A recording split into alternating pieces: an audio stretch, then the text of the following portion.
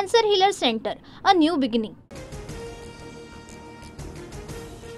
भाजप नेते बावनकुळेंच्या निवासस्थानी काल जयंत पाटील आणि बावनकुळे यांची भेट।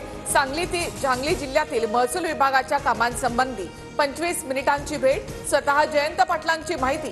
भेटीवेळी मंत्री राधाकृष्ण विखे पाटीलही उपस्थित। इतिहास अभ्यासक इंद्रजित सावंतांना जीवे मारण्याची धमकी। प्रशांत कोरटकरने जीवे मारण्याची धमकी दिली, इंद्रजित सावंत यांचा आरोप। इंद्रजित सावंतांचे आरोप प्रशांत कोरटकरने फेटाळले। माझ्या आवाजात धमकी देऊन कोणीतरी खोडसाळपणा केला, प्रशांत कोरटकर यांची प्रतिक्रिया।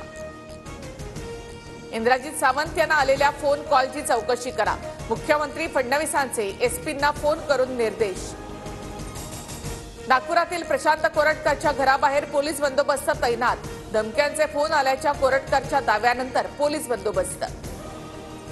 इंद्रजित सावंत धमकी प्रकरणी प्रशांत कोरटकर विरोधात गुन्हा दाखल। कोल्हापूरच्या जुना राजवाडा पोलीस ठाण्यामध्ये गुन्हा दाखल।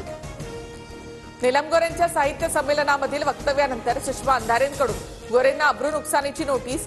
वकील असीम सरोदे यांच्या माध्यमातून बजावली नोटीस। नीलम गोरेंच्या वक्तव्यामुळे शिंदेंच्या शिवसेनेमध्ये नाराजीचा सूर। पक्ष डॅमेज झाल्याची चर्चा। गोरे लवकरच एकनाथ शिंदेंची भेट घेणार, सूत्रांची माहिती।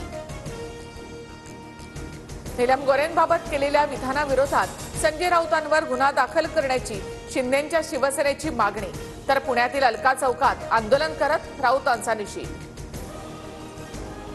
सर्व 16 फिक्सर ओएसडींना रोखल्याबद्दल संजय राऊतांकडून मुख्यमंत्री फडणवीसांचं अभिनंदन। 13 शिंदेंचे तर 3 अजित पवारांचे फिक्सर, राऊतांचा आरोप। मंत्र्यांच्या ओएसडी संदर्भात अमोल मिटकरींचा मोठा गौप्यस्फोट। 2 ते 3 कोटींच्या कामासाठी एका मंत्र्याच्या ओएसडीने 5 लाख मागितले। आमदार मिटकरींचा गंभीर आरोप। मागील सरकारमध्ये रोजगार हमी विभागाच्या ओएसडीने पैसे मागितल्याचा दावा। मंत्र्यांच्या खासगी सचिव, पीए, विशेष कार्यकारी अधिकाऱ्यांवर आता मुख्यमंत्री कार्यालयाचा वॉच।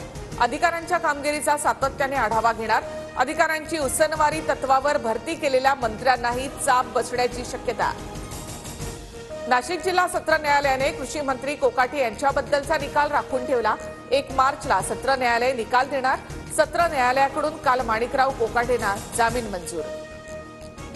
नाशिकच्या सिडको परिसरामध्ये 2 गटात हाणामारी। हाणामारीनंतर पिकअप अंगावर घालण्याचा प्रयत्न। पोलिसांकडून चालकाचा शोध सुरू। महाशिवरात्रीच्या वर्गणीवरून 2 गटांमध्ये वाद झाल्याची माहिती। मंत्रालयातील संरक्षक जाळीवर उडी मारत तरुणाचं आंदोलन। महसूल विभागासंबंधीचं काम होत नसल्यामुळे तरुणाने संरक्षक जाळीवर उडी मारल्याची माहिती। मंत्रालयामध्ये धक्काबुक्की करणाऱ्या पोलिसांविरोधात पत्रकार आक्रमक। धक्काबुक्कीचा निषेध करण्यासाठी पत्रकारांचा मंत्रालयामध्ये ठिय्या। उपमुख्यमंत्री शिंदे यांनी आंदोलक पत्रकारांची भेट घेतली। Cancer healer centre, a new beginning.